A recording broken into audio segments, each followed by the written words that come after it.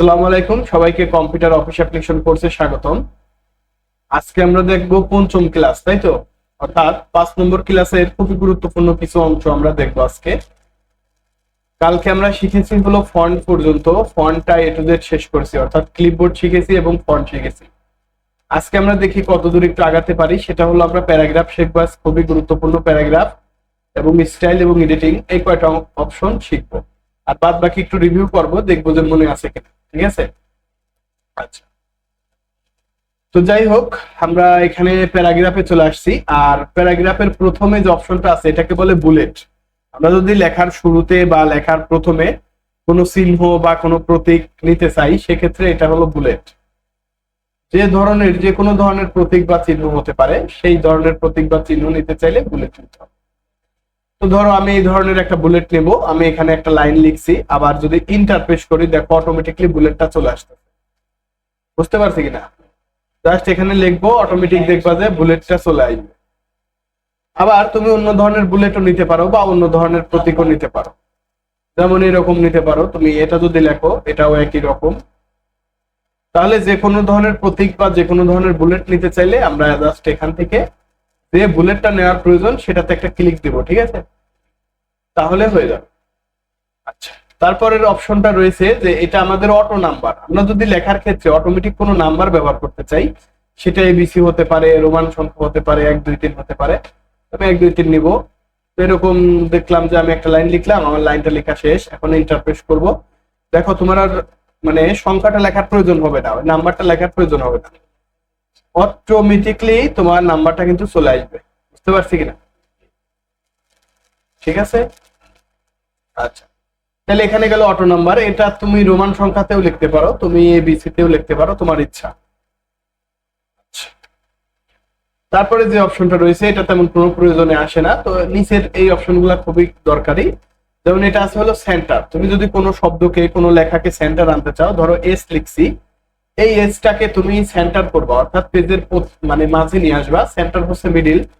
তুমি এটাকে সিলেক্ট করে এটাকে সিলেক্ট করবা, সিলেক্ট করে এটা হলো সেন্টার। সেন্টার ক্লিক করলে এসটা মাঝে চলে আসবে। যেমন আমি লিখছি মাস্টার কম্পিউটার, এটা আমি মিডিলে দিয়েছি, তো মিডিলে দেওয়ার জন্য হচ্ছে এটা হলো সেন্টার। আর এটা হলো অ্যালাইন লেফট, আর এটা হলো রাইট, অর্থাৎ ডানে আসা। আর এটা হলো প্যারাগ্রাফের ক্ষেত্রে, সেটা হচ্ছে জাস্টিফাই করা। ঠিক আছে? জাস্টিফাই সেটা কেমন হয়, তোমাকে যদি আমি একটা প্যাসেজ বা একটা প্যারাগ্রাফ ওপেন করে দেখাই, তাহলে সেটা অবশ্যই ভালো বুঝতে পারবে। তো আমি এখান থেকে আমার একটা প্যারাগ্রাফ লেখা দেখে আছে কিনা সেগুলো আমি একটু ওপেন করে দেখাচ্ছি।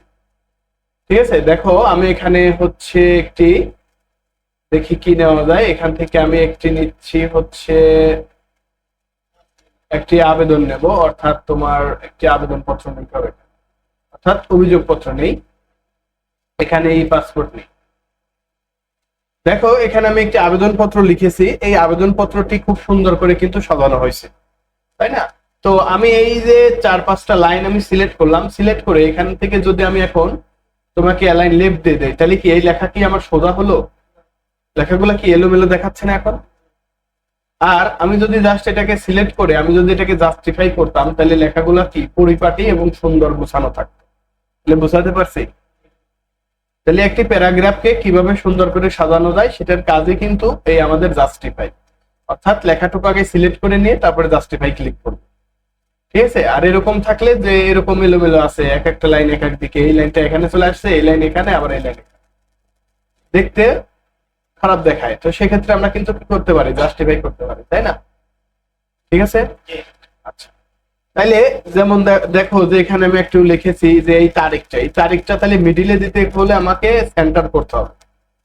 ঠিক আছে? এটাকে সিলেক্ট করে নিয়ে centre, align left, align right, ঠিক আছে, এইভাবে আমরা কিন্তু ব্যবহার করতে পারি। আচ্ছা, তো বুঝতে পারছি কিনা এগুলো? আচ্ছা, তারপরে দেখো একটা অপশন রয়েছে এখানে, এটা হচ্ছে খুবই গুরুত্বপূর্ণ একটা জিনিস।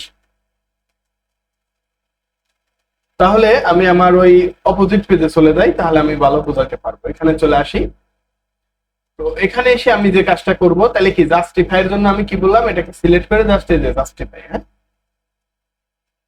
আর এটা সেন্টার, এটা লেফট, এটা রাইট, এগুলো মনে রাখতে হবে।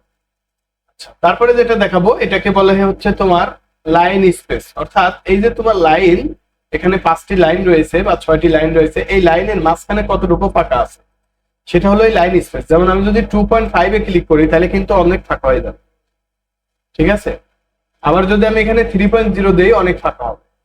তো আমি যদি এখন 1.0 দেই আমার অনেকটা গ্যাপ পূরণ হয়ে যাবে। তো আমাকে এখান থেকে যেটা রাখতে হবে সেটা হচ্ছে 1.15।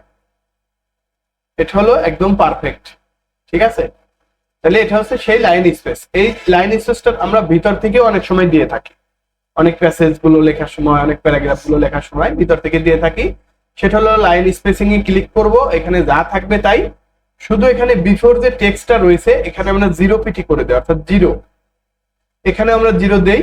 আর এ পাশে এসেও আমি যদি 1 দেই, 1 অথবা 0 দিতে পারি, সমস্যা নেই। নিচে একটা জিনিস রয়েছে সেটা হচ্ছে যে এখানে আফটার এখানে 10 পিটি দেখাচ্ছে, এখানে আমি 0 যদি দিয়ে দেই আর এ পাশে যদি 1 দিয়ে দেই, তাহলে বুঝতে পারছি এখানে 0 দেবো, এখানে 1 দেবো, উপরে যা আছে তাই, এগুলো কাজ করলে হবে না করলে হবে। তো এখানে 0 0 এখানে 1 দিয়ে দিলে এটা হয়ে যাবে, ঠিক আছে। অর্থাৎ আমরা এই ভিতর থেকেও কিন্তু কাজটা করতে পারতেছি এই লাইন স্পেসিং এ। তো তুমি যদি লাইন এখানে বাড়াইতে চাও, দেখো এখানে প্রিভিউ করে দেখাচ্ছে, তুমি লাইন এখানে চাইলে বাড়াতেও পারবা। দেখো এখানে যে প্রিভিউ করে দেখাচ্ছে, ওকে যদি দিয়ে দেই দেখো বাড়ে গেছে না। তো এই একই কাজ আমরা এই উপর থেকেও কিন্তু করতে পারি, ঠিক আছে, বুঝতে পারছি। তারপরে যদি দেখাই এটাকে বলা হয় হচ্ছে আমাদের, অর্থাৎ মানে এই লাইনের পিছনের গুলা যতটুকু আমি সিলেক্ট করব শুধুমাত্র ততটুকু, মানে ততগুলো আর কি। যেমন এখানে আমি লাইন সিলেক্ট করছি 1 2 3 4 5টা, এই 5টা লাইনের পিছনের ব্যাকগ্রাউন্ড কিভাবে কালার করা যায় সেটা, ঠিক আছে। তার পিছনের ব্যাকগ্রাউন্ড কিন্তু এটা হচ্ছে লাইনের পিছনের ব্যাকগ্রাউন্ড। তুমি যদি একটা লাইন সিলেক্ট করো তাহলে শুধু তোমার ওই লাইনটাই হবে, কি হবে, ওই লাইনের ব্যাকগ্রাউন্ড কালার, ঠিক আছে। তারপরে এখানে রয়েছে তোমার বর্ডার। যেমন এখানে আমার 5টি লাইন রয়েছে, এই 5টি লাইনের যদি আমি বর্ডার দিতে চাই তাহলে এটা সেই বর্ডার থেকে অল বর্ডারে ক্লিক করলে প্রত্যেকটা লাইন বর্ডার হয়ে গেছে, হয়েছে না। দেখো বর্ডার হওয়ার পরে আমার হাতে দেখো এখানে কিন্তু বর্ডার হয়ে গেছে। তো বর্ডারটা আবার যদি আমি উঠাই দিতে চাই তাহলে এটাকে সিলেক্ট করে আবার এখান থেকে নো বর্ডার করে দিলে আর বর্ডার থাকবে না, ঠিক আছে। তাহলে নো বর্ডার করে দিলে কি হয়, বর্ডার থাকবে না। আমি যদি বটমে বর্ডার দিতে চাই, শুধুমাত্র নিচে, বটম মানে কি নিচ, ওই প্যারাগ্রাফের নিচে বর্ডার দেবো, তাহলে এটা বটম বর্ডার। উপরে বর্ডার দেবো টপ বর্ডার, ডানে বর্ডার দিব লেফট, অর্থাৎ বামে বর্ডার দিব লেফট বর্ডার, আর ডানে বর্ডার দিব রাইট বর্ডার, ঠিক আছে। দেখো এখানে কালারিং এর কারণে দেখতে পাচ্ছি না, আমি যদি এখানে একটু দেখাই তাহলে বুঝতে পারবো। যেমন দেখো এটা আমি বটম বর্ডার করলাম, নিচে বর্ডার হয়েছে না। আচ্ছা এটা আমি যদি টপ করি তাহলে উপরে বর্ডার হয়েছে, এটা যদি লেফট করি বামে বর্ডার হয়েছে, এটা যদি রাইট করি ডানে বর্ডার হয়েছে, এরকম। যদি তুমি প্রত্যেকটা লাইনে বর্ডার করো তাহলে সিলেক্ট করে নিয়ে তুমি অল বর্ডার করবা, কি করবা, অল বর্ডার, বুঝতে পারছি। আচ্ছা তারপরে একটা জিনিস এখানে রয়েছে সেটাকে বলে শর্ট। এখানে শর্টের খুবই গুরুত্বপূর্ণ একটি কাজ রয়েছে। তো এই শর্টের কাজটা দেখানোর জন্য আমাকে এখানে একটা কাজ করতে হবে, সেটা হচ্ছে যে এখানে আমরা ইনসার্টের মধ্যে থেকে একটু কাজ শিখে আসি, তারপর আমরা শর্টের কাজটা করব। এখানে একটা টেবিল রয়েছে, আমি একটা টেবিলের চিহ্ন নিয়ে নিলাম, একটা টেবিলের অপশন। তো শর্টের জন্য আমি এখানে লিখলাম 20, এখানে লিখলাম 30, এখানে অপশনটা। তো আমি এখন আবার হোমে চলে যাচ্ছি, এখানে শর্ট। তো শর্টে আমরা দেখতে পাবো কি যে,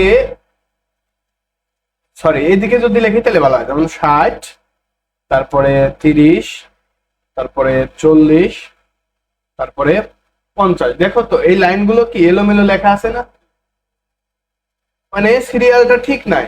তো আমি জাস্ট এটাকে সিলেক্ট করলাম, সিরিয়াল ঠিক করার জন্য কি করব, হোমে যাব, হোম থেকে শর্টে ক্লিক করব। আর শর্ট যেহেতু এটাকে কলাম বলে, কলাম 1 থাকবে সিলেক্ট, এখানে অ্যাসেন্ডিং বাই অ্যাসেন্ডিং থাকবে। এখানেও আমার যেহেতু এটা নাম্বার বা সংখ্যা সেই জন্য নাম্বার সিলেক্ট করব, সিলেক্ট করে এখানেও নাম্বার, এখানেও নাম্বার, এখানে কলাম 1, ঠিক আছে। আর এখানে অ্যাসেন্ডিং, এখানে অ্যাসেন্ডিং, ওকে যদি দিয়ে দেই দেখো তো 20 30 40 50 60 হয়েছে না। মানে এলোমেলোটাকেও কি করলাম, আমি সোজা করে দিলাম, মানে সিরিয়ালটা মেনটেন করে দিলাম, তাই তো। তাহলে বুঝতে পারছি তো শর্টের কি কাজ।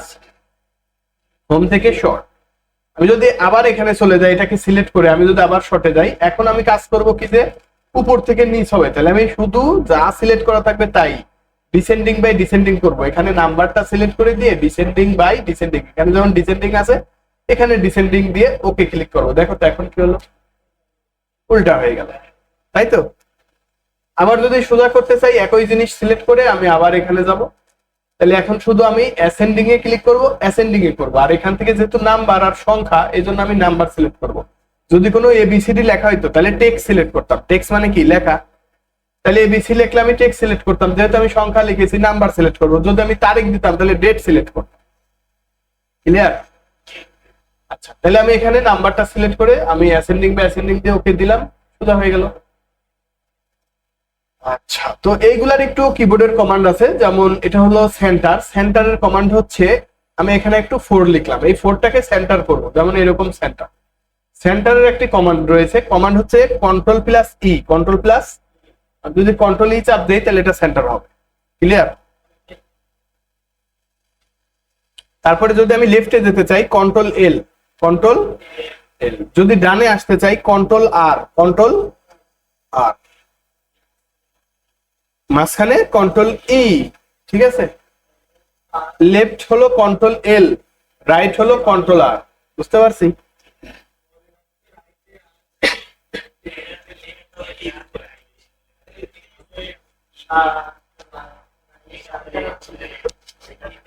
হ্যাঁ, এটা তো এখান থেকেও করা যায়, অবশ্যই এটা করা যায়, কিন্তু কিবোর্ডেও তো করা যায়, আমি কিবোর্ডটাও তো শিখে দিই। কিবোর্ডটা শিখলে কি হবে, তোমার কাজটা দ্রুত হবে। তুমি যখন কাজ করবা ওখানে ক্লিক দেওয়ার টাইম আছে, তুমি যদি একটা কমান্ড দিয়ে দাও সবচেয়ে দ্রুত কাজ হয়ে গেল না? তুমি ক্লিক দিয়ে কাজ করবো, আমি কিবোর্ডে কমান্ডে কাজ করবো, তোমার চেয়ে বেশি আমি করতে পারবো এবং সময়টা আমার বেঁচে যাবে, সেভ হবে। ঠিক আছে, তাহলে আমি একটু সংক্ষিপ্ত করে বলে দিচ্ছি। এখানে এটা হচ্ছে বোল্ড, বোল্ড মানে চিহ্ন বা প্রতীক, যে চিহ্নটা আমার অটোমেটিক নেওয়ার প্রয়োজন সেই চিহ্নটা আমাদের এখানে আছে। ঠিক আছে, এখানে আছে সেই চিহ্নটা, আবার অটোমেটিক কোনো নাম্বার নেওয়ার প্রয়োজন হলে সেগুলো আমাদের এখানে রয়েছে, এ বি সি ডি 1 2 3 4 5 এগুলো রয়েছে। নাম্বার গুলো উঠানো দেওয়ার জন্য এখানে নান রয়েছে, নানে ক্লিক করলে, সিলেক্ট করে নানে ক্লিক করলে কিন্তু নাম্বার গুলো চলে যাবে। ঠিক আছে, নানে ক্লিক করলে চলে যাবে।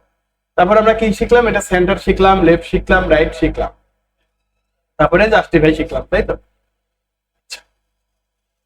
তারপরে এখানে আমরা শিখলাম যে লাইন স্পেস, অর্থাৎ একটা লাইনের দূরত্ব কত হবে সেটা, তো এটা হলো 1.15, যেটাই বেটার।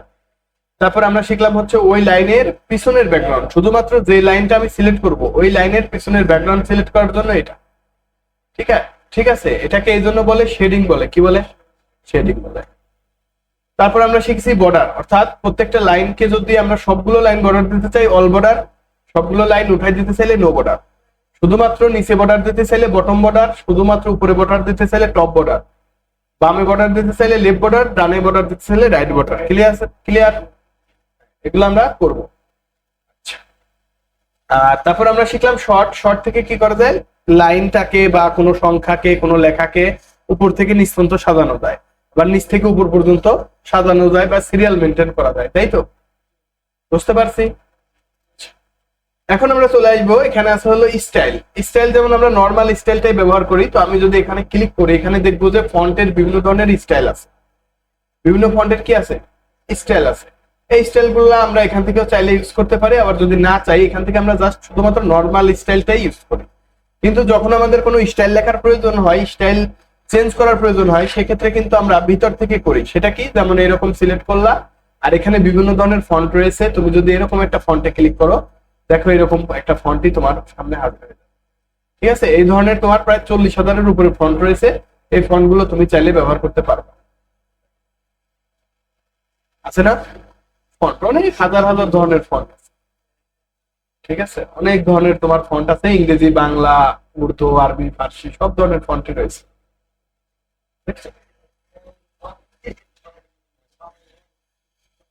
ঠিক আছে, তো এখানে এই ফন্ট গুলো রয়েছে, আর এই ফন্ট গুলোর স্টাইলটা আমরা কিন্তু এই ফন্ট সাইজ থেকে করলাম। ঠিক আছে, বুঝতে পারছি। তারপর রয়েছে এখানে চেঞ্জ স্টাইল, তো চেঞ্জ স্টাইলের মধ্যে রয়েছে এখানে কালার, তো এগুলা তেমন অতটা কাজে আসে না বা কাজ করতে হয় না, তো এই কাজগুলোই কিন্তু আমরা এখান থেকে করছিলাম, তাই তো? এই জন্য এগুলো আমরা অতটা দেখবো না বা অতটা আমাদের প্রয়োজন নেই, তবে এখান থেকে আমরা শুধু নর্মাল ফন্টটা ইউজ করি। কোন ফন্ট? নর্মাল ফন্টটা। ঠিক আছে, আচ্ছা, তারপর আমরা দেখবো এডিটিং। এডিটিংটা খুবই গুরুত্বপূর্ণ। যেমন এডিটিংটা কি আমাদের খুবই গুরুত্বপূর্ণ, তাই না? তো দেখো আমি এডিটিংটার জন্য একটু কাজ করি, সেটা হচ্ছে এখানে একটি শব্দ লিখবো, আমরা কিছু ভুল শব্দ লিখবো, কিছু সঠিক শব্দ লিখবো, এরকম HOME হোম, INACRT PAGELAYOU লিখলাম। আচ্ছা, এখন আমরা শিখবো সেটা হচ্ছে যে ফাইন্ড। ফাইন্ড মানে হলো খুঁজে বের করা, কোনো শব্দকে খুঁজে বের করা। যেমন একটা তুমি ডকুমেন্ট লিখছো 5 পেজ বা 7 পেজ বা 10 পেজ, ওই পেজের মধ্যে যে ডকুমেন্ট গুলো আছে ওখান থেকে কোন একটা শব্দ তুমি খুঁজে পেতে চাও, তাহলে তুমি কি করবে? এটাকে ফাইন্ড বলে। ফাইন্ডে একটি ক্লিক দিবা। ফাইন্ডে ক্লিক দিলে ঠিক একটা ডায়লগ বক্স এখানে উপস্থিত হবে। এখানে তুমি যে শব্দটা খুঁজতে চাও ওই শব্দটা লিখবা, ইনসার্ট INSERT। দেখো তো ওই শব্দটা ধরা পড়ে গেছে না? তাহলে ফাইন্ডের কাজ হলো খুঁজে বের করা। ফাইন্ডের কাজ কি? কোন শব্দকে খুঁজে বের করা। হ্যাঁ, তো আমি যদি রিপ্লেসে ক্লিক করি, রিপ্লেস মানে হলো পরিবর্তন করা। তো এখানেই দেখো যে ফাইন্ড আছে, তো ফাইন্ডে আমরা যে শব্দটা খুঁজে বের করতে চাই ওটা আবার লিখি HOME হোম। লিখে যে শব্দটা খুঁজবো সেটাকে জাস্ট আমি ফাইন্ড নেক্সট ক্লিক করব, সেই শব্দটা কিন্তু ধরা পড়ে যাবে। ঠিক আছে? হ্যাঁ, দেখো রিপ্লেস হলো কি? পরিবর্তন করা। যে শব্দটা ভুল আছে ওটাকে আমরা পরিবর্তন করতে চাইলে এই রিপ্লেস। তাহলে যেহেতু এখানে কোনো শব্দ ভুল নাই, আমি একটা শব্দ ভুল দিয়ে আসি, দিব তো? তাহলে ওর জায়গায় আমি পি দিলাম। এটা কোনো শব্দ হয়নি। দেখো নিচে একটা কিন্তু লাল দাগ আসছে। আর এই লাল দাগ কখন আসে? আমরা বুঝবো যে ভুল হলে পরে লাল দাগ আসে। এবং লাল দাগ কখন আসে?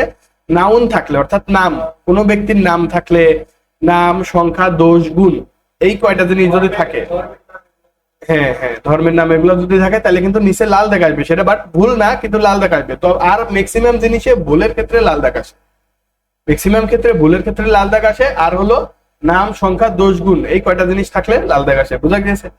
আচ্ছা, তো আমার যেহেতু এই বানানটা আমি ভুল করে ফেলেছি, সেহেতু আমি এই বানানটা তো সঠিক করতে হবে। দেখো সেটাকে বলে রিপ্লেস। আমি রিপ্লেসে জাস্ট ক্লিক দিলাম, এখানে ডায়লগ বক্সটি চলে আসছে রিপ্লেসের, find and replace dialogue box. তো ফাইন্ড ওয়ার্ড বক্সে যে শব্দটা, ফাইন্ড ওয়ার্ড বক্সে যে শব্দটা ভুল রয়েছে, ফাইন্ড ওয়ার্ড বক্সে ফাইন্ড মানে কি? খুঁজে বের করা। তাহলে আমি যে শব্দটা ভুল রয়েছে সেই শব্দটা ওখানে লিখবো, HPME, তাই তো? আর রিপ্লেস, রিপ্লেস হচ্ছে এটা পরিবর্তন হয়ে যেটা সঠিক হবে সেটা আমি এখানে লিখবো। তাহলে HOME, ঠিক আছে?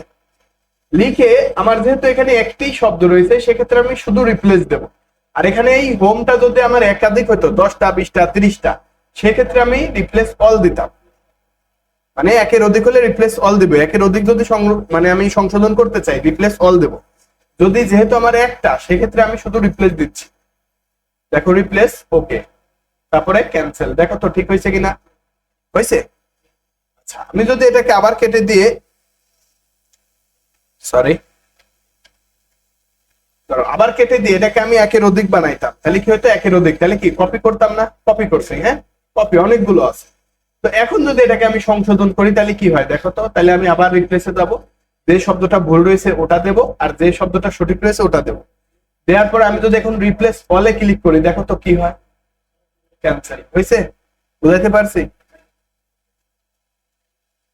তাহলে ফাইন্ড হলো কোনো শব্দ খুঁজে বের করা, আর রিপ্লেস হচ্ছে সেই শব্দকে, অর্থাৎ ভুল শব্দকে কিন্তু সংশোধন করা, হ্যাঁ, বা পরিবর্তন করা।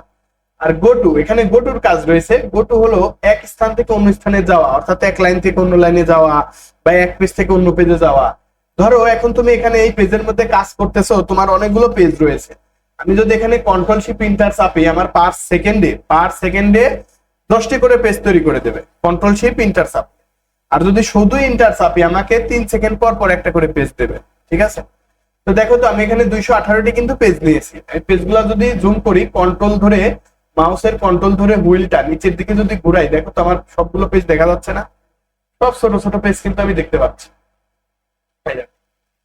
তাহলে আমি যদি দেখতে পাই, এখানে আমার পেজ নম্বরটা খেয়াল রাখতে হবে। এই যে পেজ 3 অফ 218, অর্থাৎ 218। তো এই 3 থেকে শুরু করে 218টি পেজ রয়েছে। আমি এখন যে কার্সরটা যে পেজে রেখেছি, এই পেজের নাম হলো পেজ 6। পেজের নাম কি? পেজ 6। তাহলে পেজ 6 এ আমার একটা নাম লিখে আসি। ওকে, মনে রাখবা কয় নম্বরে লিখছি? 6 এ। ওকে, আমি এখানে রুলারটা চেপে আমি আর অনেক নিচে চলে যাচ্ছি। এটা হলো আমার 215 নম্বর পেজ। 215 নম্বর পেজে আমি একটি নাম লিখি।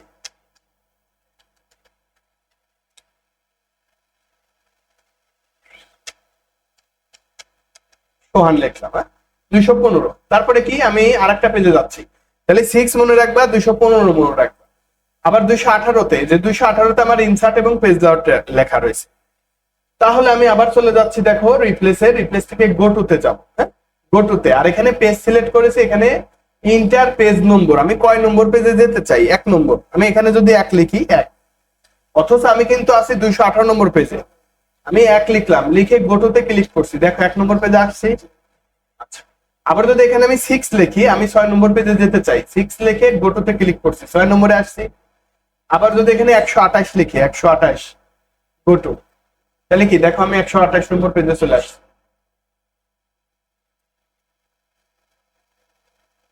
কত, 128 নম্বরে আসছি না? 128 আসছি তো, 128।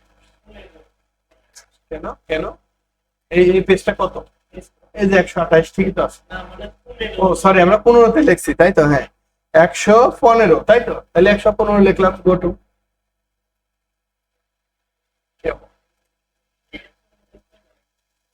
না 115 না, 118 লিখলাম না, দেখো তো, এই যে 118, আমরা 128 দিচ্ছি কেন, 118-তে আছে, হ্যাঁ। তো দেখো আমি অন্য পেজে চলে যাই, আবার যদি রিপ্লেসে যাই তাহলে কি হয়, গো টুতে যাব, এখানে 118, হ্যাঁ 118 হবে, তাহলে গো টু দেখো।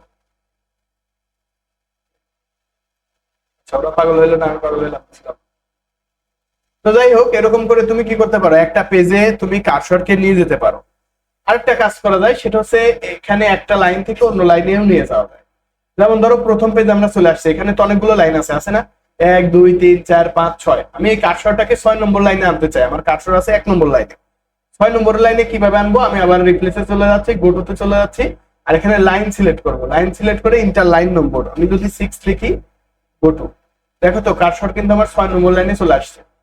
গুনি 1 2 3 4 5 6, তাই আসছে না? আবার যদি 1 নম্বর লাইনে যেতে চাই, আবার ওখানে 1 লিখে দেবো, জাস্ট করবো 1, গো টু।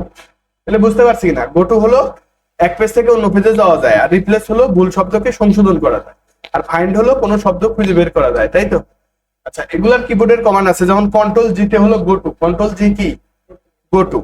তারপরে হচ্ছে ফাইন্ড, কন্ট্রোল এফ, ফাইন্ড হলো কন্ট্রোল এফ, ঠিক আছে, এই যে ফাইন্ড, কন্ট্রোল এফ চলে আসছে। তারপরে হচ্ছে কি রিপ্লেস, কন্ট্রোল আর, রিপ্লেসটা কি কন্ট্রোল, সরি রিপ্লেস হলো কন্ট্রোল এইচ, কন্ট্রোল এইচ, হ্যাঁ কন্ট্রোল আর না, কন্ট্রোল এইচ, এটা হচ্ছে রিপ্লেস, বুঝতে পারছি। ফাইন্ড হলো কন্ট্রোল এফ, গো টু হলো কন্ট্রোল জি, রিপ্লেস হলো কন্ট্রোল এইচ। এগুলা মনে রাখতে হবে, এগুলো কিন্তু শর্টকাট হিসেবে অনেক পরীক্ষাতে আসে, হ্যাঁ। তো যাই হোক, আমি সংক্ষিপ্ত করে একটু বলে দিচ্ছি। এখানে এডিটিং থেকে আমরা শিখলাম ফাইন্ড, রিপ্লেস, গো টু। তারপর আমরা শিখলাম এখানে একটি স্টাইল। তারপর আমরা এখানে প্যারাগ্রাফের সমস্ত কাজ শিখলাম, সেটা হলো bullet, centre, left, right, justify. তারপর আমরা এখানে শিখলাম লাইন স্পেসিং এবং লেখার পিছনের ব্যাকগ্রাউন্ড কালার এবং অল বর্ডার, তাই তো। তারপর শিখলাম আমরা শর্ট। তো ক্লাসটি কেমন লাগলো বলো? আচ্ছা, তাহলে আমাদের যে টাইমটুকু আছে, আমরা আর একটু টাইম বেশি দরকার ইউজ করতে পারি, সমস্যা নাই, যাই একটু প্র্যাকটিস করে, ঠিক আছে, তারপর আমরা চলে যাব। তো সবাইকে ধন্যবাদ। আর যারা আমার ইউটিউব চ্যানেল দেখে কাজটা শিখতেছে, তারা অবশ্যই চ্যানেলটিকে লাইক, কমেন্ট, সাবস্ক্রাইব করে পাশে থাকবো, এবং কোনো জায়গায় বুঝতে না পারলে কমেন্ট করবো, তাহলে আমি উত্তর দেওয়ার চেষ্টা করবো। সবাইকে ধন্যবাদ।